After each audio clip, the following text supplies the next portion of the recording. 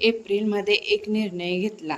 आपल्याला काय द्राक्ष नको, कारण पावसामुळे, व्यापाऱ्यांमुळे, त्या युद्धामुळे इतकं द्राक्षाचं नुकसान झालं की आता ठरवलं की नकोच, द्राक्षच नको. मग आपण डाळिंबाची रोपं लावूया, कारण डाळिंबाचे रोपं पण आपल्या घरचेच होते. मग तरी पण माझे मिस्टर म्हणायचे, कारण 1 वर्ष आपण बघूया द्राक्ष ठेवून, पुढच्या वर्षी द्राक्ष काढूया. पण म्हणलं नको, डाळिंबच लावूया. मग ते म्हणायचे द्राक्ष, मी म्हणायचे डाळिंब. ह्यात काय आमच्या दोघांचा निर्णय होत नव्हता. मग आम्ही काय केलं, तिसराच निर्णय घेतला की आपण जे द्राक्षाचे जे झाडं आहेत, त्या 2 झाडांच्या मध्ये एक डाळिंबाचं रोप लावायचं, असं आमचं ठरलं. 15 दिवस झालं लावायचं. पाऊस काय येत नव्हता, त्याच्यामुळं जरा पुढं चाललं होतं, आज लावू उद्या लावू असं. मग आज 2 लेबर कामाला घेतले, माझा मुलगा, मी आणि माझे मिस्टर.